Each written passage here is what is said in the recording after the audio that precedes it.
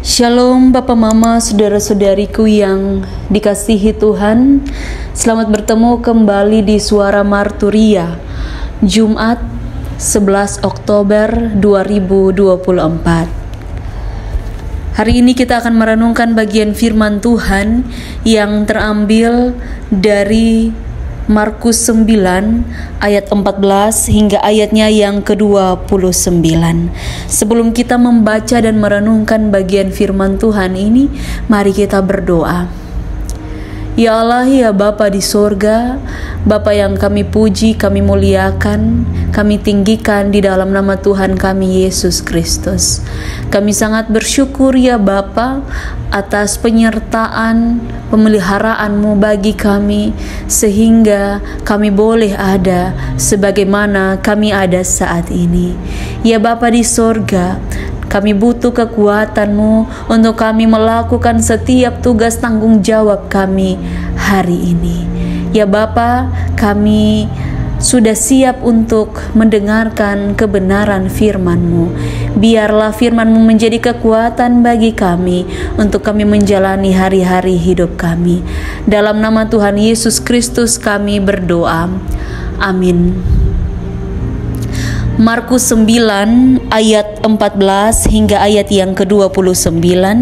Di bawah perikop, Yesus mengusir roh dari seorang anak yang bisu. Ketika Yesus, Petrus, Yakobus, dan Yohanes kembali pada murid-murid lain, mereka melihat orang banyak mengerumuni murid-murid itu, dan beberapa ahli Taurat sedang mempersoalkan sesuatu dengan mereka. Pada waktu orang banyak itu melihat Yesus, tercenganglah mereka semua dan bergegas menyambut Dia. Lalu Yesus bertanya kepada mereka, "Apa yang kamu persoalkan dengan mereka?"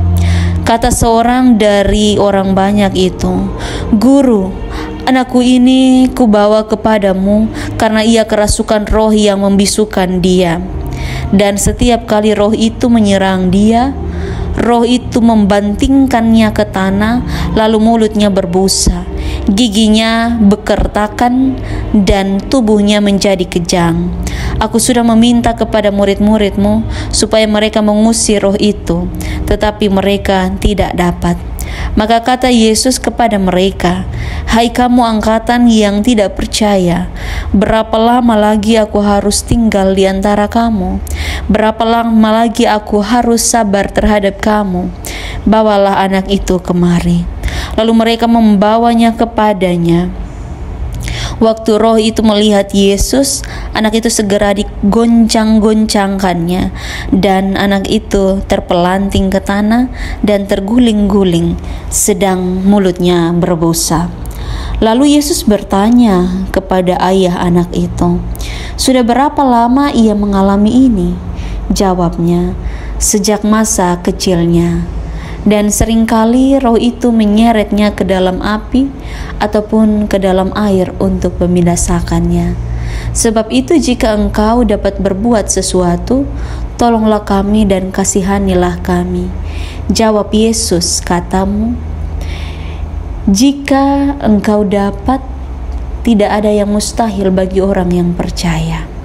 Segera ayah anak itu berteriak, "Aku percaya, tolonglah aku yang tidak percaya ini." Ketika Yesus melihat orang banyak makin datang berkerumun, ia menegur roh jahat itu dengan keras, katanya, "Hai kau roh yang menyebabkan orang menjadi bisu dan tuli, aku memerintahkan engkau, keluarlah daripada anak ini dan jangan memasukinya lagi." Lalu keluarlah roh itu sambil berteriak dan menggoncang-goncang anak itu dengan hebatnya. Anak itu kelihatannya seperti orang mati, sehingga banyak orang berkata ia sudah mati. Tetapi Yesus memegang tangan anak itu dan membangunkannya, lalu ia bangkit sendiri. Ketika Yesus sudah di rumah dan murid-muridnya sendirian dengan Dia, bertanyalah mereka, "Mengapa kami tidak dapat mengusir roh itu?" Jawabnya kepada mereka, "Jenis ini tidak dapat diusir kecuali dengan berdoa." Demikian jauh pembacaan firman Tuhan. Yang dikatakan berbahagia adalah setiap kita yang tidak hanya membaca firman Tuhan, tapi juga yang mau melakukan firman Tuhan dalam kehidupan setiap hari. Bapak, Mama, saudara-saudariku yang diberkati Tuhan kita, Yesus Kristus. Tema yang menuntun kita di dalam perenungan pada saat ini adalah doa dan perjuangan orang tua bagi anak.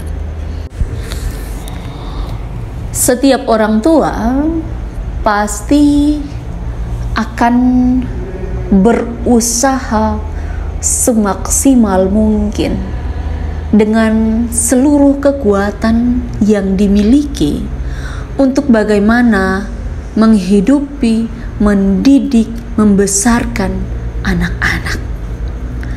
Bagaimana supaya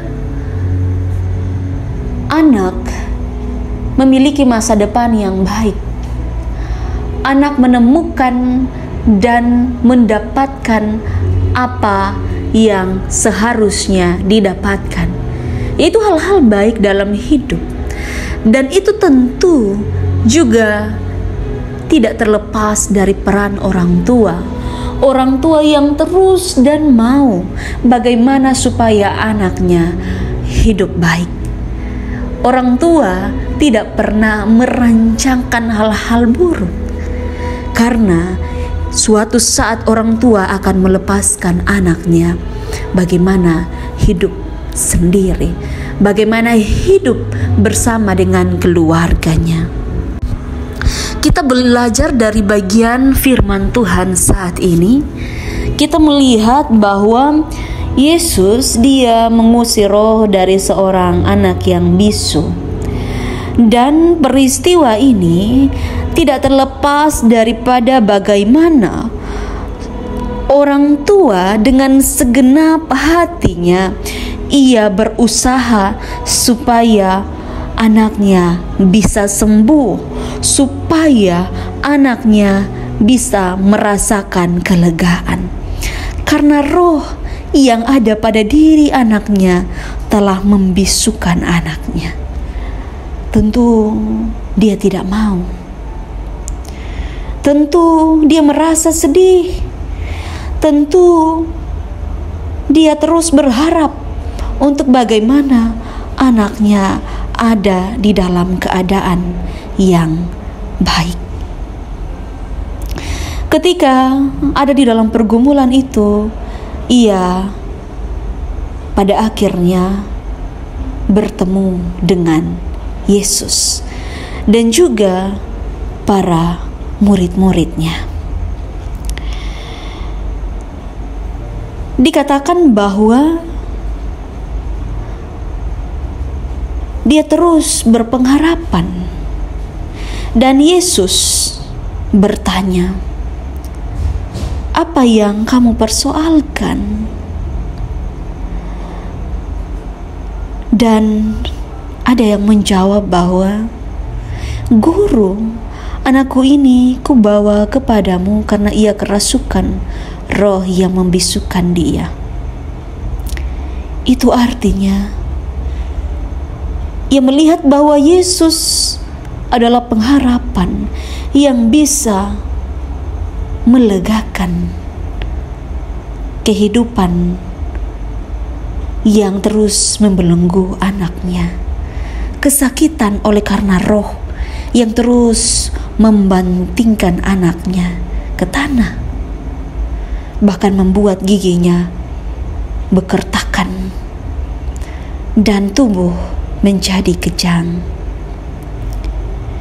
Yesus bilang, "Hai kamu angkatan yang tidak percaya." Dan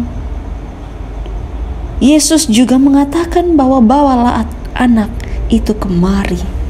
Yesus tidak memandang latar belakang mereka. Kira-kira mereka orang percaya atau tidak sehingga Yesus mau membantu. Tapi dengan kasih-Nya yang begitu besar, Yesus bilang bahwa anak itu kemari. Dan Yesus juga di situ menegaskan bahwa jika engkau dapat, tidak ada yang mustahil bagi orang percaya. Dan ayah dari anak itu berteriak, "Aku percaya, tolonglah aku yang tidak percaya ini." Itu berarti dia jujur sebagai orang yang sebelumnya tidak percaya.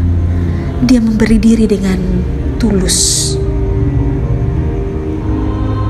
Dan orang-orang seperti ini adalah orang-orang yang kemudian dengan hati yang besar mau memberi diri dan meninggalkan kehidupan yang lama untuk hidup bersama dengan Yesus. Demi anaknya, ia terus berpengharapan kepada Tuhan. Begitu juga untuk kita sebagai orang tua. Apa yang tidak kita buat untuk anak-anak?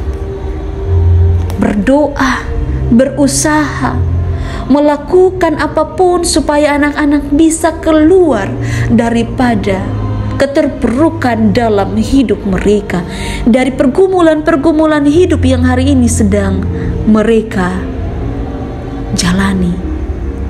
Dan begitu juga kita sebagai anak-anak, kita harus tahu itu. Karena terkadang kita tidak paham apa sebenarnya yang orang tua kita lakukan, pengorbanan perjuangan mereka untuk bagaimana kita bisa merasakan masa depan yang baik. Maka dari itu, Bapak, Mama, saudara-saudariku yang diberkati, kita undang Tuhan dalam hidup kita. Kita undang Roh Kudus untuk bagaimana menguasai hati dan pikiran kita, supaya kita terus memfokuskan hidup kita kepada Tuhan, supaya kita benar-benar hidup di dalam Tuhan. Maka dari itu mulai hari ini kita terus berdoa, karena dikatakan bahwa yang paling utama itu adalah doa. Tidak ada yang bisa membebaskan kecuali kita berdoa dan terus bergumul kepada Tuhan dalam doa kita setiap hari. Kiranya Roh Kudus menolong kita. Amin. Terima kasih ya Bapa, Engkau sudah memberkati dan sudah mengaruniakan kami kesempatan untuk kami mendengarkan firman. Mari Bapa memberkati supaya firman ini menjadi kekuatan bagi kami. Dalam nama Tuhan Yesus Kristus kami berdoa. Amin. Terima kasih telah mendengarkan suara Marturia. Tuhan Yesus memberkati kita semua. Shalom.